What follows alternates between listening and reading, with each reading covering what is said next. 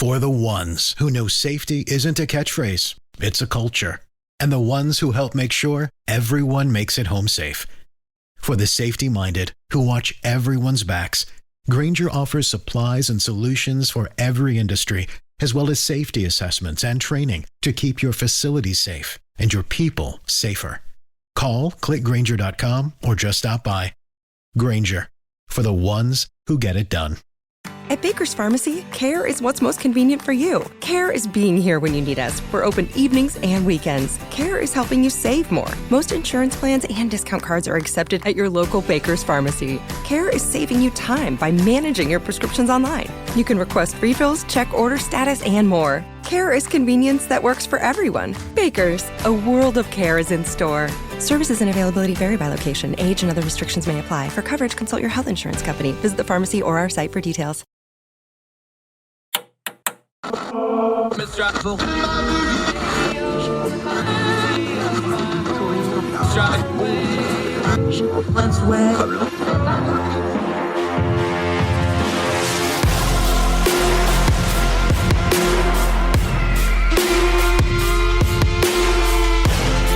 With your host, Andrew Donaldson. This is Heard Tell. Welcome back to Heard Tell. Okay, let's go back over to the UK because there's nothing major going on over there lately, if you even tangentially look at the headlines. But important topic. I'm looking forward to this. New face from our UK contributor, Sophia Worringer, is joining us from the UK. How are you, ma'am? Thank you so much for the time. Thanks so much for having me on. Great to be here. I appreciate you. Another one of our great Young Voices contributor. Also does some other things in her own right. We'll get to that in just a little bit. Well-traveled, too. Always appreciate that. You wrote a piece about the Queen, and I know people are like, well, why are we still talking about the Queen? I want to set it up this way to you, though, because when I talk to people that work in and around Parliament, when I talk to our UK friends while that was all going on, yes, to the American audience, yes, it's mostly ceremonial. Yes, it's, there's not really political power there. But when I talk to the people that actually work around, the constant of the Queen, the steadiness, the fact that she is the titular head of state, that was a real thing to Parliament. It was a stabilizing force in some ways. She dies, we have total chaos. It's not all just because of that, because it's economics and other things. Is there a little element here like this may not be as chaotic and as vitriolic as it was if the Queen was still there? Because everybody I talked to said that stabilization thing was a very real thing. I think you're right in some ways. I think the Queen's constant presence over most of the last century now, and 70 years on the throne, was definitely a stabilising presence in Parliament. Obviously, she would open it every new parliamentary session. She only missed 2 or 3, I think, when she was very ill or heavily pregnant. And she was therefore a constant presence, and I think also a national focus of identity, of direction, of ceremony and tradition.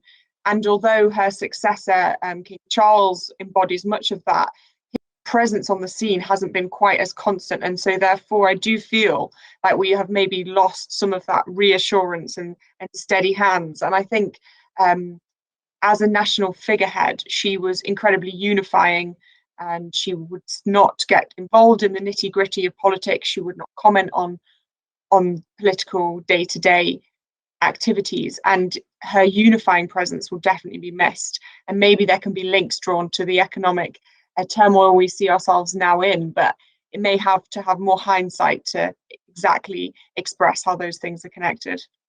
Yeah, Sophia Worringer joining us. I think it's one of those passive things, though, of when you have somebody that's that revered and that respected and that beloved. I think there was something to it of just, well, you don't want to ever embarrass or let somebody like that down. It's a passive thing. It's not like something that's talked about. You don't get a memo at the beginning of Parliament sessions like, don't embarrass the Queen. It's just understood that, hey, when we do stuff, don't embarrass the Queen, don't embarrass the country. There's an element of that we're losing in societies. We're losing it in America, certainly. That kind of institutional thing. The British are kind of, y'all got that stereotype, stiff upper lip, carry on, you got the T-shirts, all that stuff. Is there a concern some of that might be a little bit slipping here, that we're maybe decorum's kind of becoming an issue a little bit? I do think the UK public showed the extent of their love and devotion to the Queen in the outpouring of grief following her death. And obviously, the eyes of the world turned to Westminster as the funeral was broadcast. And I think people were quite surprised, maybe, about how emotional they became upon hearing the Queen had died. People who had never met her, people who had never even seen her. And I think there was something about that collective experience of loss in the country that has probably disorientated a lot of people over the last few weeks and caused people to be anxious about the future, to question what is Britain's place in the world. And I think the combination of changing head of state and changing government, changing prime minister happening all very quickly after a very kind of tumultuous few years in politics anyway, has definitely had an impact on the national psyche and has left many people feeling rudderless. So it's very important now that the king and the government, in whatever form that takes, puts emphasis on unity and moving forward and forging a new path for Britain. We can't replicate the Queen. King Charles cannot be his mother, but he can forge his own path, and it's really important that he does that. Yeah, we'll talk about the political turmoil a little bit more in a minute, but y'all need some unity right now, and you're probably going to have some dark days before you get back to it. Let's talk about the Queen for a minute, because you were writing about it. You wrote about American Thinker. We'll read the whole piece. She also has a bunch of links inside the piece. You want to make sure you read through those too. When you're somebody like the Queen and you've been on the throne for 70 years and you have movies about you and you have prestige TV series about you, can't help but be a stereotype. We talk about it being marbleization, you know, the famous figures, they got their statue and you never get to the actual person underneath that. But you wrote about this. That person, the stereotypes didn't always hold up. You know, they talked about her being very traditional, maybe not being, you know, progressively feminist, but she also had a husband who famously, you touch on it in the piece, always walked 2 paces behind her. Like, you know, some of the stereotypes do match up. Some of them don't. Walk us through a couple of those that you pointed out in your piece. So I think what's really interesting is the Queen was both very traditional and yet also very reforming. So I've talked about the changes she made to the Crown succession of the Crown Act in 2013, which undid hundreds, if not thousands of years of male preference primogeniture, where the line of the throne succession passed to the eldest male. She undid that so that any child of Prince William, who is now Prince of Wales, would be equally in line to the throne, whether they were born a boy or a girl. And that's actually very radical, particularly when you think of all of the disputes in history about not producing male heirs and all of the ways our country's history is shaped by this male preference primogeniture in the past. And she quietly undid that. And I think showed in that her very radical reforming agenda, but always in step with honouring tradition. And I think, therefore, some of the accolades around her, calling her a feminist, are correct in that she did believe in equality, and at the heart of feminism, that is what is believed, but not in the way modern liberal feminists often discuss feminism, which blurs the distinction of maleness and femaleness and gender. And I think actually the Queen, as well as being reforming in some ways, was very proud of being a female ruler and proud of her femininity, and so therefore stuck to more conservative values of her role and understood her role to be very one of protecting institutions and conserving institutions. So in both hands, she was both conservative and reforming, and I think she bridged that gap very well and walked that path very smoothly.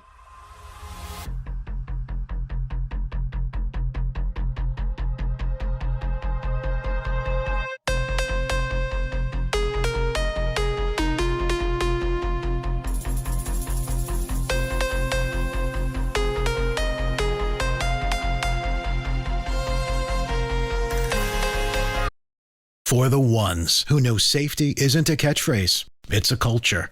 And the ones who help make sure everyone makes it home safe. For the safety-minded who watch everyone's backs, Grainger offers supplies and solutions for every industry, as well as safety assessments and training to keep your facilities safe and your people safer. Call, click Grainger.com, or just stop by. Grainger, for the ones who get it done.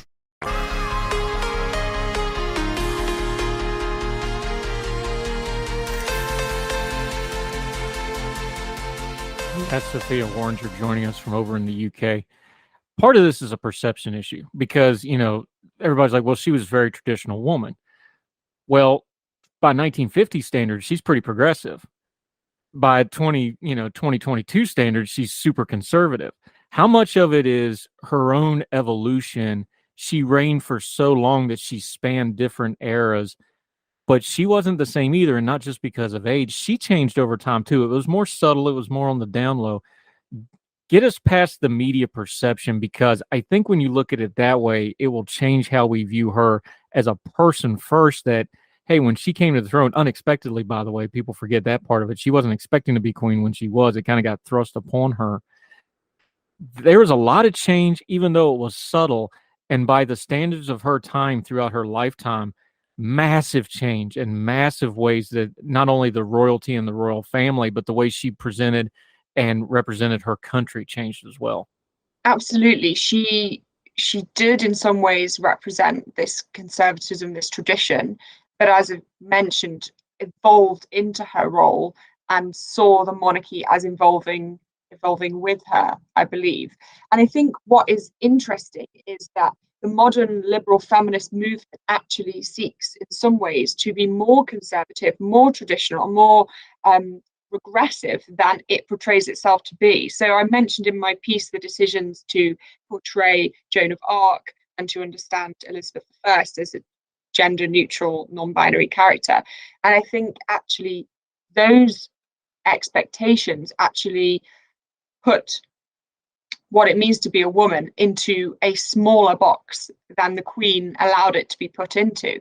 So those interpretations look back at strong female leaders in history and see that they displayed characteristics which were for that time unusual, such as having a female head of state in the case of Elizabeth I, and having someone address an army, in her case, the army going to defeat the Spanish Armada, or Joan of Arc, who wear men's clothes, she led an army, she went to speak to the king. All of those characteristics, modern liberal feminists are in danger of looking back at people like them and deciding that because they displayed these strong characteristics of leadership and courage and decisive strategy, they could not possibly be female, hence the decision to portray them as gender neutral or non-binary. And yet the Queen Elizabeth II, actually was more comfortable in her femininity than that their definitions allow.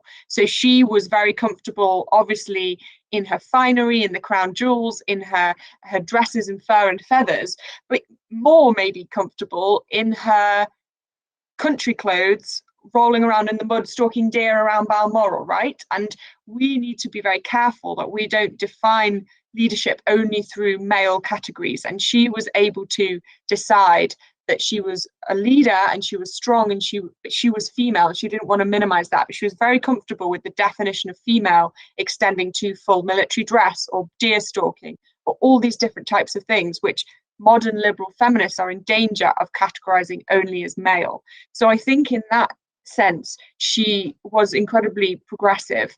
And I think therefore the modern liberal feminist movement is actually and ironically in danger of becoming more aggressive. I know that's not their intention, but with their narrow definitions of gender, they are in danger of that. And that's why it's so interesting.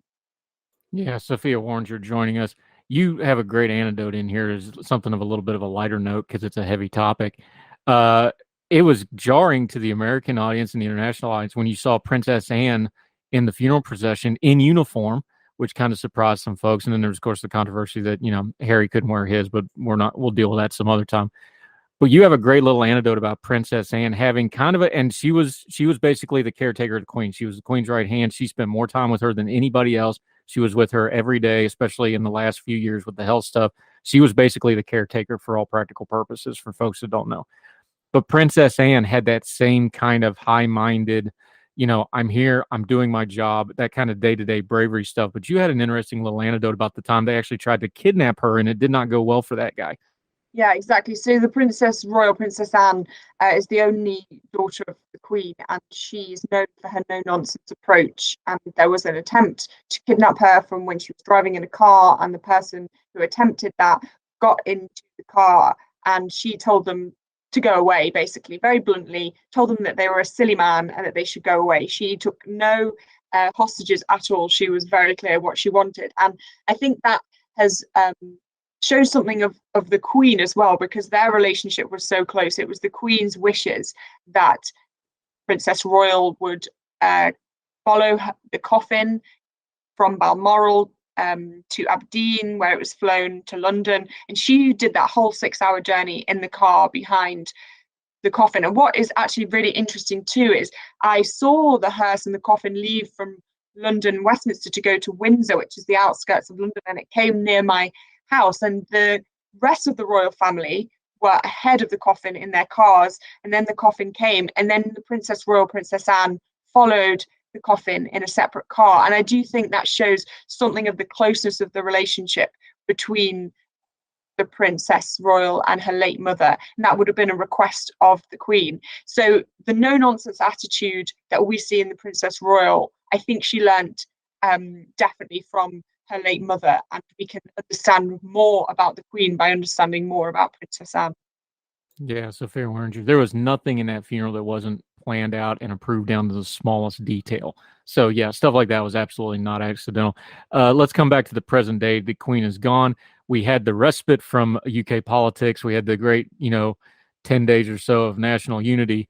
Boy, howdy, that went away real fast. There's an economic crisis. There's a cost of living crisis. There's migrant crises. There's all kinds of crises. Let's just be blunt. There's a leadership crisis in the UK right now. I know Liz Truss came in with a really hard hand. It looks like it's going even worse than people feared it might. There's a leadership crisis in the UK right now. This is why I opened up with, even though she's not technically have political power, just having that steady and influence might be really missed right now. What's the state, just common folks on the street? Obviously you follow politics maybe more closely, but what do people think? Because the average person that doesn't follow policy and economics and politics, I got to imagine they're just looking at that and going, this is one hot mess of not good. I think the public have now a fairly short fuse for political antics. Obviously, the summer was taken up by a very insular leadership race where only MPs and then only members of the Conservative Party could vote. And therefore, most of the public looking on felt excluded from that and didn't have much patience for all of the briefing and counter briefing that was going on during that race. But they were willing to put up with that because they felt like stability would be delivered at the end and there would be a leader that would take them forward into this new chapter. And I think the Prime Minister now needs to be incredibly clear with the public about her direction. If she wants to completely continue to pursue this direction of tax cutting and growth, which obviously the UK needs. The UK does need growth after we recover from the pandemic. That is very important. She needs to be clear in her communication. And I think the problem has been is that she has moved too quickly for the public to keep up. And at the end of the day, people are going to look at the money that's in their pockets, right? They're going to look at their mortgage rates, which are going to be fixed for 2 or 3 or 5 years at a very high rate. They're going to look at how much money they have left over at the end of the month once they've paid their energy bills. And so I think economic fiscal responsibility is incredibly important. But even more important than that is the communication of the policies of where the country is going and the direction and vision for the country. And I think that's what's been lacking over this tumultuous period, is that the country has not been taken on the journey of why these cuts or growth is important, and therefore there's been a disconnect between the policies and the communications, and therefore people feel very confused, very in the dark. And most of the people in the UK, rightly so, are not in the Westminster bubble. They don't read the newspapers every day in incredible detail. They will just look at the headlines. And so it's very important that the government communicates very clearly and very top line as what's going on, so that people can go on this journey with them. Yeah, Sophia Worringer joining us from the UK. If this turns into a longer term economic crisis, let's say past next year, past 1 or 2 elections, we're going to probably wind up with a general election sooner rather than later somewhere in here. If this turns into a multi-year recession, God forbid, or this just doesn't seem like it's going to end, does this go from just being a political crisis to being a transformational moment for the UK? Because it kind of is starting to feel like people are not just questioning leadership, they're starting to question the parties, they're starting to question the structure. The UK's role in the world is evolving. The demographics of the UK are changing. There's a lot of things moving at once in the UK right now. Does this feel like something that this may be a crisis that goes beyond just solving the crisis of the moment? This might be a generational change type of moment. I think so, because I think the death of the Queen was always going to be a seminal moment in UK identity and understanding of belonging, direction, and national pride. And I think now that that has happened, we are left with this landscape, which is fairly unshaped, of who we are on the global stage. What is our role? What does it mean to be British? What are British values? And I think following, obviously, from the Brexit vote, there are still quite severe divides between various people and geographical entities in the UK. And I think, therefore, we are at a crossroads as to who we are and what we stand for. And I think there's been very quick cultural change as well in the UK. If you think in comparison to America, for example, we are a very small population and we've had very big demographic shifts. We've had cultural and value shifts that have been almost over less than a decade, very quickly changed. And I think our sense of unity has not kept up with the sense of change. And so therefore we are definitely at a crossroads, and it's important therefore that we tap back into what it is to be British and what holds us together and really focus on that. Yeah, Sophia Worringer, crisis always reveals. So it'll be interesting to see what our UK friends come out the other side of this crisis looking like. And we do hope our special relationship continues, because we sure do enjoy our friendship with y'all. Appreciate the conversation. Love talking about this stuff. Appreciate your insight. Till we get you back on the show in the future, though, let folks know where they can follow you, what you have going on, and how they can keep up with you until we get you back on Her Tell again. Thanks, Andrew. Yeah, so you can follow me on Twitter at Sophia Worringer. I'm working at a think tank called the Centre for Social Justice, looking at routes in and out of poverty in the mid-2020s. So you can follow the work of the Centre for Social Justice online too. Yep, and we'll link to her page, Young Voices, and also her social media. You're going to have plenty of business on that poverty thing, because it looks like it's going to be tough economic times for the foreseeable future. So good luck with that. Thank you so much for the conversation and the time, Sophia Worringer. Thank you very much, ma'am.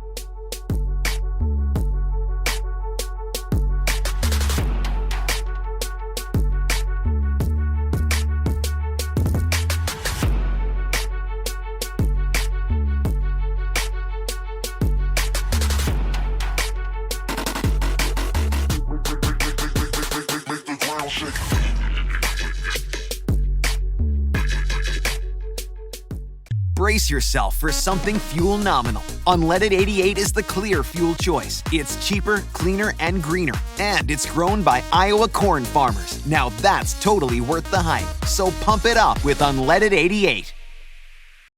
This is the story of the one. As a maintenance engineer, he hears things differently. To the untrained ear, everything on his shop floor might sound fine, but he can hear gears grinding or a belt slipping. So he steps in to fix the problem at hand before it gets out of hand. And he knows Grainger's got the right product he needs to get the job done, which is music to his ears. Call, click Grainger.com, or just stop by. Grainger, for the ones who get it done.